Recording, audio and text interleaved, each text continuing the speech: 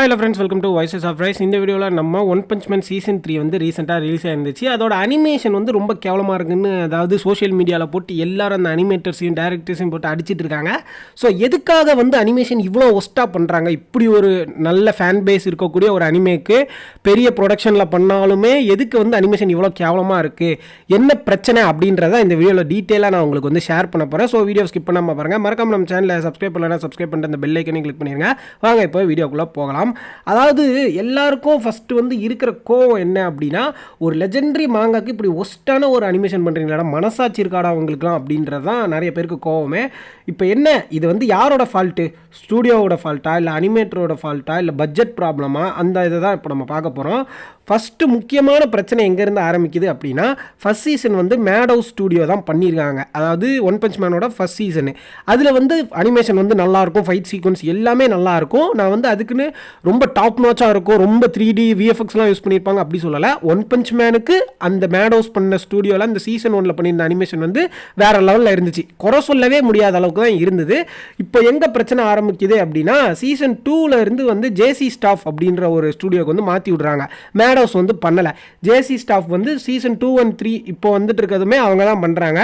இதில் என்னென்னா, ஒரு அனிமேனா என்ன இருக்கும்? அனிமேக்குன்னு ஒரு ஆர்ட் ஸ்டைல் இருக்கும், அதுக்குன்னு ஒரு சில இந்த ஃபைட் சீக்வன்ஸு அதெல்லாம் வந்து நம்ம எக்ஸ்பெக்ட் பண்ணுவோம்ல. ஒரு அனிமே ஃபேனாக நிறைய அனிமே பார்த்துருப்போம், அதில் இப்படி இருக்கணும் அப்படி இருக்கணும்னு.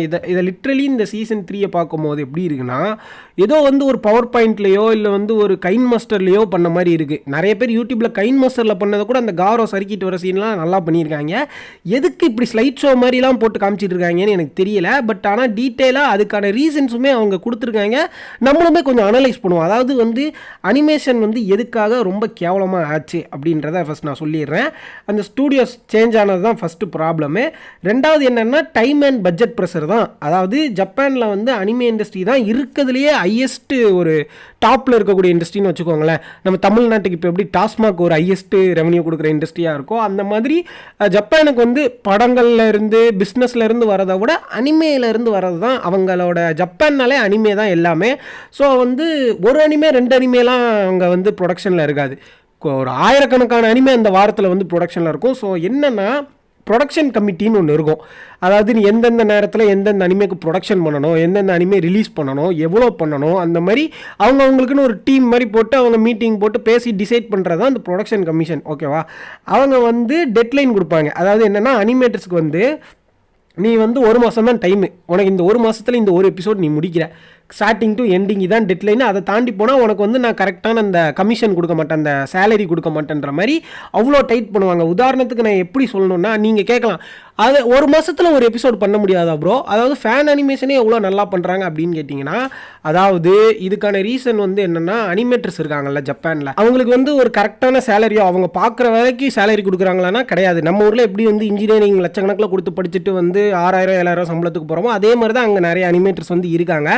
அந்த பிரச்சனை தான் இங்கேயும் இருக்குது. அதாவது தூங்க விடுறது கிடையாது, வந்து ரெஸ்ட் டைம் கிடையாது, வந்து ஹாலிடே கிடையாது. அந்த மாதிரி ஒரு ஃபுல் ஸ்பீடில் வந்து திருப்பி ஒர்க் பண்ணிட்டு இருக்கும் போது குவாலிட்டி ட்ராப் ஆகுதானே செய்யும். அதாவது யாராக இருந்தாலுமே நீங்கள் கேட்கலாம், இவ்வளோ பட்ஜெட் போட்டு கோடியாக பட்ஜெட் போட்டு நீங்கள் வந்து அனிமே பண்ணுறீங்க, அப்போ அனிமேட்டர்ஸுக்கு டைம் கொடுத்து ரெஸ்ட் கொடுத்து பண்ண வேண்டியதானே? 6 வருஷம் டைம் இருந்துச்சுல, அப்புறம் ஏன் நீங்கள் இதெல்லாம் பண்ணல நீங்கள் கேட்கலாம். பட் அங்கே போய் நீங்கள் பார்த்தா தானே தெரியும் உங்களுக்கு வந்து ரியாலிட்டி. அதாவது என்ன பண்ணுறாங்க அந்த ப்ரொடக்ஷனு, அவங்க வந்து அனிமேட்டர்ஸை என்னென்ன தொந்தரவுலாம் பண்ணுறாங்கன்னு நம்ம போய் பார்த்தா தானே தெரியும். அவங்களுக்கு வந்து ரெஸ்ட்டே கிடையாது. அவங்க ஒன் பஞ்ச் மேன் மட்டும் பண்ணலைல்ல, நம்ம வந்து ஒன் பஞ்ச் மேன் ஃபேனாக இருக்கிறனால அதை மட்டும் பார்த்துட்டு இருக்கோம். அவங்க நிறைய அனிமே பண்ணிட்டு இருக்காங்க, தூங்க கூட டைம் இல்லாமல் பண்ணிகிட்டே மாறி ஷிஃப்ட் மாறி பண்ணிகிட்டே இருக்காங்க. ஸோ வந்து நமக்கு வெளியிருந்து பார்க்கும்போது 6 வருஷம் டைம் இருந்துச்சு, இவங்க ஈஸியாக பண்ணியிருக்கலாம். இப்போ வந்து காரணம் சொல்கிற மாதிரி இருக்கும். அதுவும் நான் சொல்கிறேன், எதுக்கு 6 வருஷம் இவ்வளோ கேப் இருந்துச்சு அப்படின்றத நான் சொல்கிறேன். ஸோ என்ன பிரச்சனைனா, அனிமேட்டர்ஸ்க்கு வந்து ஒரு ரெஸ்ட் டைமோ இல்லை ஃப்ரீ டைமோ அவங்களுக்கு வந்து க்ரியேட்டிவாக பண்ணுறதுக்கான ஒரு ஸ்பேஸை வந்து அந்த ப்ரொடக்ஷன் கம்பெனி கொடுக்கலன்றது தான் முக்கியமான ஒரு கிளைமாக இருக்குது. இது வந்து யார் சொல்லியிருக்கா அப்படின்னா, நம்ம ஒன் பீஸோட அனிமேட்டரே வந்து சொல்லியிருக்காரு. ஒன் பஞ்ச் மேன் அனிமேட்டர்ஸை சொல்லலை, காமனாக சொல்லியிருக்காரு. ஒன் பீஸோட சீஃப் அனிமேட்டர் இருப்பார்ல, அவர் வந்து இந்த மாதிரி இப்போ இருக்கக்கூடிய காலகட்டத்தில் இந்த ஜென்ரேஷனில் வந்து எல்லா அனிமேட்டர்ஸுமே இப்படி தான் கஷ்டப்பட்டுட்டு இருக்காங்கன்றதை அவரே வந்து ஒரு இதில் சொல்லியிருக்காரு. எனக்கு வந்து அதோட இது கிடைக்கல, இந்த ட்விட்டர் பேஜ் கிடைக்கல, ஸோ வந்து என்னால் போட முடியல, அது அவரே சொல்லியிருக்காரு. நெக்ஸ்ட் வந்து பார்த்தீங்கன்னா, நம்ம ஃபஸ்ட்டு சீசன் 1 பார்க்கும்போது நம்ம மைண்டில் செட் ஆயிரும்ல, ஒன் பஞ்ச் மேனோட அனிமேஷன் இப்படி தான் இருக்கும், இதுதான் அவங்களோட கேரக்டரு, ஃபைட் சீன்னா இந்த அனிமேஷன் வந்துடும், ஜாலியான சீன்னா இப்படி இருக்கும்ன்றது நமக்கு வந்து அந்த வேர்ல்டு பில்டிங்கை வந்து செட் பண்ணிடுவாங்கல்ல. அதே மாதிரி நம்ம மைண்டு செட் ஆயிடுச்சு. அப்புறம் டக்குன்னு சீசன் 2க்கு வேறு ஸ்டூடியோ மாற்றும் போது நமக்கு வந்து அது வந்து ஒரு மாதிரி பிடிக்கல. அதுதான் வந்து மெயின் ரீசன். பட் அனிமேஷனும் கேவலமாக தான் இருக்குது, அதையும் நான் ஒத்துக்கிறேன். முக்கியமான விஷயம், இப்போ நான் அந்த 6 வருஷம் அந்த கேப்புக்கு வரேன், ஓகேவா? 6 வருஷத்துக்கு அப்புறம் தான் சீசன் 3 வந்திருக்கு. ஐப்பு வந்து ரொம்ப அதிகமாக இருக்குது. ஏன்னா மாங்கால போட்டு அடுத்தடுத்து ஃபைட்டு காரு சைத்தாமா அப்படி இப்படின்னு போட்டுகிட்டே இருக்காங்க. நமக்கு வந்து ஐப்பு ஏறிக்கிட்டே இருக்குது சீசன் 3 எப்போண்டா வரும்ன்ட்டு. ஸோ ஐப்பு வந்து அதிகமானதும் ஒரு சின்ன பிரச்சனை அப்படின்றதான். அதாவது ஹைப் அதிகமானனால ஒன் பஞ்ச் மேனில் அவங்க ஒரு சின்ன மிஸ்டேக் தெரியாமல் ஒரு மிஸ்டேக் பண்ணியிருந்தா கூட நமக்கு அது பார்க்குறதுக்கு ரொம்ப பெருசாக இருக்கிற மாதிரி இருக்கும். அது வந்து ஒரு பிரச்சனை. இன்னொன்று வந்து ஜப்பான் இருக்குல்ல, அனிமேஷன் இண்டஸ்ட்ரி வந்து ரொம்ப ஓவர் ஒர்க்குடு. அதை நான் முன்னாடியே சொன்ன மாதிரி வந்து ரொம்ப கம்மியான சம்பளம் கொடுத்து அவங்கள்ட்ட சக்க மாதிரி அவங்கள போட்டு அனிமேட்டர்ஸை புழிஞ்சு நைட்டு டேன்னு ஒர்க் பண்ண வச்சு, இதுதான் வந்து முக்கியமான பிரச்சனை. சரியா? அவங்க வந்து பேர்ன் அவுட் ஆகிட்டு அவங்களுக்குன்னு ஒரு லைஃப் இருக்குல்ல, அது அவங்க பார்க்கணும்ல. என்ன ப்ரோ நீ அனிமேஷன் ஒஸ்ட்டாக இருக்கிறத பற்றி பேச சொன்னால் நீ வந்து அனிமேட்டர்ஸ்க்கு சப்போர்ட் பண்ணிகிட்டு இருக்க அப்படின்னு கேட்டிங்கன்னா, அங்கே நடந்தது தான் நான் சொல்கிறேன். அது வந்து நீங்கள் ரெடிட்லாம் போய் பார்த்தீங்கன்னா நிறைய டிபேட்லாம் போயிட்டுருக்கு. அதில் நிறைய பேர் இதை தான் சொல்லிட்டு இருக்காங்க, அனிமேட்டர்ஸ்க்கு க்ரியேட்டிவாக ஒர்க் பண்ணுறதுக்கு வந்து அவங்க ஸ்பேஸ் கொடுக்கல, டைம் கொடுக்கல, டெட்லைன் ரொம்ப டக்குன்னு வச்சிடுறாங்க, அவங்க என்ன பண்ணுறதுனே தெரியாமல் முடிச்சுட்டு இருக்காங்கன்றதான் அவங்க வைக்கிற அந்த பாயிண்ட்டு. இன்னொன்று வந்து என்னென்னா, நிறைய பேர் வந்து சொல்கிறாங்க, ஃபேன்ஸாக இருக்கட்டும் இல்லை வந்து முட்டு கொடுக்குறவங்களாக இருக்கட்டும், எல்லோரும் சொல்கிறாங்க ஃபைட் சீன்ஸ், அதாவது ஒன் பஞ்ச் மேனில் ஃபைட் சீன்ஸ் தான் ரொம்பவே நல்லாயிருக்கும். கதைன்னு ஒன்று இருக்குது, ஓகே. பட் எனக்கு ஃபேவரட்டாக இருக்கிறதுன்னு இல்லை, முக்கால்வாசி பேருக்கு ஒன் பஞ்ச் மேனில் ஃபைட் சீன்ஸ்ன்னு வந்தாலே ரொம்ப ஃபேவரட்டாக இருக்கும்.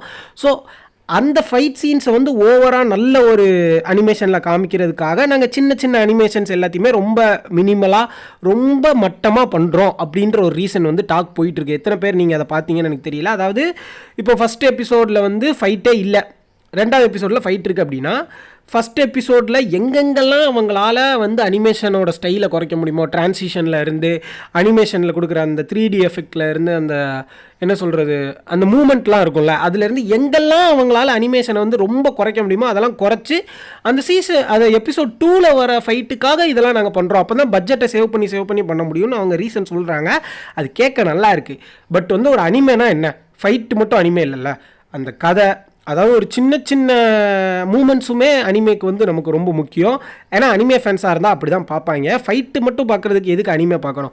அதாவது வந்து ஒரு வில்லனோட பேக் ஸ்டோரியாக இருக்கட்டும், இல்லை வந்து ஒரு ஹீரோவோட பேக் ஸ்டோரியாக இருக்கட்டும், இல்லை சைடு கேரக்டரோட பேக் ஸ்டோரியாக இருக்கட்டும், அது வந்து எங்களுக்கு இது வந்து அது இம்பார்ட்டன்ட் கிடையாது. அதனால நாங்கள் அனிமேஷனை வந்து எவ்வளோ குறைக்க முடியுமோ குறைச்சிட்டு பட்ஜெட்டை வந்து நாங்கள் ஃபைட் சீனுக்கு வந்து சேமித்து வச்சுருக்கோம் அப்படின்னு சொல்கிறது வந்து எவ்வளோ கேவலமான ஒரு விஷயம், நீங்களே சொல்லுங்களேன். அது சின்ன இம்பார்ட்டண்ட்டே இல்லை அப்படின்னு நினைக்கிறது போது நீங்கள் ஏன் அனிமேவே எடுக்கிறீங்கன்னு நான் கேட்குறேன். அந்த ஒரு ஃப்ளாஷ்பேக்கில் அதில் ஃபைட் சீனே இல்லைன்னு வச்சுக்கோங்களேன், ஒரு பையனை ஒரு 4-5 பேர் போட்டு அடிக்கிறாங்க, அதில் வந்து நாங்கள் எவ்வளோ அனிமேஷன் குறைக்க முடியுமோ குறைக்கிறோம். உங்களுக்கு தான் புரிஞ்சிருச்சுல அங்கே பையனை போட்டு அடிக்கிறாங்கன்னு. உங்களோட எக்ஸ்பீரியன்ஸை வந்து ஃபுல்ஃபில் பண்ணுறதுக்காக தான் நாங்கள் மற்ற சின்ன சின்ன சீன்ஸ்லலாம் வந்து இந்த மாதிரி அனிமேஷனை குறைச்சிட்ருக்கோன்னு சொன்னால் அது வந்து ஒரு அனிமேஷனுக்கான அழகே கிடையாது. அதாவது நீங்கள் அந்த எபிசோடில் வந்து ஃபைட் சீன் இருக்குன்னா அதுக்கு தனியாக பட்ஜெட்டு, சின்ன சின்ன சீன்ஸுக்கு இருந்தால் அதுக்கு தனியாக பட்ஜெட்டு, எல்லாத்துக்குமே ஒரே என்னென்ன பட்ஜெட் தேவையோ அதை ஃபுல்ஃபில் பண்ணி ஒரு எபிசோடை கொடுக்கணும்ல. அதுதானே ஒரு அனிமேஷனோட வேலை. நீங்கள் வந்து நாங்கள் வந்து பெரிய ஃபைட் சீன் வந்து சீசனோட எண்டிங்கில் இருக்குது, அதனால கடைசி அதாவது அந்த 12வது எபிசோடில் இருக்கிற ஃபைட் சீனுக்கு நீங்கள் 11 எபிசோடுமே அனிமேஷன் கேவலமாக பண்ணிவிட்டு அந்த 12வது எபிசோடில் அந்த ஃபைட் சீனை மட்டும் நல்லா பண்ணால் அது எதுக்கு? அது பண்ணவே வேண்டாமே. அதாவது நீ என்ன தான் ப்ரோ சொல்ல வர அப்படின்னு கேட்டிங்கன்னா, இந்த பிரச்சனை வந்து அனிமேட்டர்ஸ் கிடையாது, ஓகே, டைரக்டர் கிடையாது, ப்ரொடக்ஷன்லேருந்து காசு கொடுப்பாங்கல்ல, அப்புறம் இந்த டயத்துக்குள்ளே அனிமேஷன் பண்ணணும்னு சொல்லுவாங்கல்ல, அவங்க தான் பிரச்சனை. டைரக்டர் சொல்கிறது தான் அனிமேட்டர்ஸ் அனிமேட் பண்ணுவாங்க. அனிமேட்டருக்கு எவ்வளோ பட்ஜெட் கொடுத்துருக்காங்களோ அதுக்கேற்றப்பில் தான் அனிமேட் பண்ணுவாங்க, ஓகேவா? அதுவும் இந்த டயத்துக்குள்ளே பண்ணணும் அப்படின்னு சொல்லும் போது அவங்களால என்ன பண்ண முடியுமோ அதை தான் பண்ண முடியும். ஏன்னா அவங்க ஒரு அனிமே மட்டும் பண்ணலை, நிறையா பண்ணிகிட்டே இருப்பாங்க, டெய்லி பண்ணிகிட்டே இருப்பாங்க. ஸோ வந்து ப்ரொடக்ஷன் தான் இதுக்கு வந்து காரணம். இந்த அனிமேஷன் சீசன் 3ல் வந்து கேவலமாக போனதுக்கு வந்து டோட்டலி வந்து ப்ரொடக்ஷனுக்கு தான் காரணம். ஏன் இதை நான் சொல்கிறேன் அப்படின்னா, இப்போது நான் வந்து ஒரு எக்ஸாம்பிளுக்கு சொல்கிறேனே, இப்போ நான் அந்த டேரக்டர் இருக்கார்ல, அந்த ஒன் பஞ்ச் மேன் டேரக்டர், அவரே வந்து என்ன சொல்லியிருக்காரு அப்படின்னா, இந்த மாதிரி எனக்கு புரியுது 6 வருஷம் கழித்து இந்த மாதிரி ஒரு ஃபேன் பேஸ் இருக்கக்கூடிய ஒன் பஞ்ச் மேன் வரும்போது அனிமே கேவலமாக இருக்கிறது வந்து என்னால் ஏற்றுக்க முடியுது, ஃபேன்ஸோட ஃப்ரஸ்ட்ரேஷன் என்னால் புரிஞ்சிக்க முடியுது, எனக்கு ரொம்ப சாரி, என்னை மன்னிச்சிருங்கன்ற மாதிரி அவர் வந்து அவரோட சோஷியல் மீடியாவில் அவர் போட்டிருக்காரு. இது அதனால் நான் என்ன சொல்ல வரேன்னா, இது வந்து அனிமேட்டர்ஸோட சோம்பேறித்தனம், இல்லை டேரக்டர் வந்து ஒழுங்காக டைரக்ட் பண்ணல அப்படிலாம் கிடையாது. அந்த ப்ரொடக்ஷனோட அந்த சிஸ்டத்தோட ப்ராப்ளம் தான் இதுன்னு நான் சொல்ல வரேன். அதனால் நீங்கள் யாரும் வந்து ஃபேன்ஸோ இல்லை வந்து அனிமேட்டர்ஸை போட்டு அடிக்கிறது, அனிமேட்டர்ஸ்க்கு வந்து அனிமேஷன் பண்ணவே தெரியலை அப்படி இப்படிலாம் பண்ணாதீங்க. ஏன்னா அனிமேட்டர்ஸ்க்கும் இதுக்கும் சம்மந்தமே இல்லை. இப்போ அந்த ப்ரொடக்ஷன் கம்பெனி அந்த அனிமேட்டர்ஸ் கேட்ட பட்ஜெட் இப்போ வந்து ஒரு எபிசோடில், அதாவது இந்த செகண்ட் எபிசோடில் காரோ ஸ்லைட் பண்ணிட்டு வந்தால அந்த எபிசோடுக்கு வந்து இப்போது அந்த அனிமேட்டர்ஸ் வந்து இந்த மாதிரி சும்மா சொல்கிறேனே, ஒரு பேச்சுக்கு சொல்கிறேன், அவ்வளோலாம் ஆகாது. ஒரு 40 லட்ச ரூபா கேட்குறாங்கன்னு வச்சுக்கோங்களேன் பட்ஜெட்டு. ஆனால் நீங்கள் ப்ரொடக்ஷனில் பார்த்தீங்கன்னா இதுக்கு 40 லட்ச ரூபாலாம் தேவையில்லை, நாங்கள் 20 லட்ச ரூபா தான் தருவோம். அப்புறம் அனிமேட்டர்ஸ் கேட்குறாங்க, சரி 20 லட்ச ரூபா தரீங்க, எங்களால் நாங்கள் நல்லா முடிஞ்சதை பண்ணுறோம் அப்படின்ட்டு ஓரளவுக்கு அவங்க பேட்சப் பண்ண பார்க்குறாங்க. ஆனால் எங்களுக்கு வந்து ஒரு 2 மாதம் டைம் வேணும், இல்லைனா ஒரு 1.5 மாதம் டைம் வேணும்னு கேட்குறாங்க அந்த ஒரு எபிசோட் பண்ணுறதுக்குன்னு வச்சுக்கோங்களேன். அப்போ ப்ரொடக்ஷன் சொல்லுவாங்க, இல்லை எங்களுக்கு நீங்கள் வந்து 20 நாள்லேயே பண்ணணும் அப்படின்னு சொல்லும் போது என்ன தான் பண்ண முடியும்? ஒன்றுமே பண்ண முடியாதுல்ல. ஏன்னா காசு கொடுக்குறது அவங்க சொல்கிறது தான் கேட்கணும். இப்போ இவங்க டைமும் கொடுக்குறதில்ல, ப்ரொடக்ஷனுக்கு அனிமேட்டர்ஸ்க்கு காசும் கொடுக்குறதில்ல. அப்போ எப்படி தான் வந்து அனிமேஷன் கரெக்டாக வரும்? அதனால் அனிமேட்டர்ஸ் மேலேயோ டேரக்டர் மேலேயோ தப்பே கிடையாது. இந்த தப்பு எல்லாமே வந்து ப்ரொடக்ஷன் மேலே, அந்த கமிட்டி மேலே தான் தப்பு. ஸோ ஃபேன்ஸ் வந்து தப்பாக புரிஞ்சிக்காமல் அனிமேட்டர்ஸுக்கு சப்போர்ட் பண்ணுங்கள். ஏன்னா அவங்க இருந்தால் தான் நமக்கு வந்து அனிமேஸ் வரும். நான் ஒன் பஞ்ச் மேனை மட்டும் சொல்லலை, நிறைய எல்லா அனிமேவும் தான் நான் சொல்லிட்டு இருக்கேன். சரி ப்ரோ, நீங்கள் சொல்கிறதெல்லாம் வந்து ஒரு விதத்தில் வந்து கரெக்டாக இருந்தாலும் 6 வருஷம் டைம் இருந்ததில்ல, அப்போ அவங்க அனிமேட்டர்ஸ்க்கு நிறைய டைம் கொடுத்துருப்பாங்கல்ல. அப்போ என்ன தான் ஆச்சு அப்படின்னு கேட்டிங்கன்னா அதை நான் எக்ஸ்பிளைன் பண்ணுறேன். அதாவது சீசன் 2 ரிலீஸ் ஆகி இந்த சீசன் 3 ரிலீஸ் ஆகிறதுக்கு 6 வருஷம் கேப் இருந்தனால 6 வருஷமும் உட்காந்து அனிமேஷன் பண்ணிகிட்டு இருப்பாங்க நீங்கள் நினச்சிட்டு இருக்கீங்களா? கிடையவே கிடையாது. சீசன் 2 2019 வந்துச்சு, ஓகேவா? சீசன் 3 2025, நடுவில் வந்து 6 வருஷம் இருக்குது, சரியா? அந்த அனிமே வந்து ஆக்டிவ்லேயே இருக்காது, ஓகே? அதாவது ப்ரொடக்ஷன் வந்து ஆக்டிவ்லேயே இருக்காது. சீசன் 2 முடிஞ்ச உடனே நம்ம சீசன் 3 ஆரம்பிக்கணும், ஸ்கிரிப்ட் ஓகேவா, அந்த டேரக்டர் ஓகேவா, வாய்ஸ் ஆக்டர்ஸ் ஓகேவா அப்படின்னு அந்த டீமை உடனேலாம் செட் பண்ணிட மாட்டாங்க. சீசன் 2 வந்து ரிலீஸ் ஆகி ஒரு 4-5 மாதத்துக்கு எப்படி ரெவன்யூ வருது, ஓகேவா, ப்ளூரே கேசட்லாம் அவங்களுக்குன்னு ஒரு சில அந்த கலெக்ஷன்லாம் பண்ணுறதுக்காக அவங்களோட மார்க்கெட்டிங்கை பார்ப்பாங்க. சீசன் 2 நல்லா ஓடுனா மட்டும்தான் சீசன் 3 பண்ணலாமா வேண்டாமான்ற டாக்கே வரும். அதுக்கப்புறம் தான் அவங்க ப்ரொடக்ஷனில் வந்து அந்த அடுத்த மிச்சம் இருக்கிற வேலையெல்லாம் அவங்க பார்த்துட்டு இருப்பாங்க, ஓகேவா?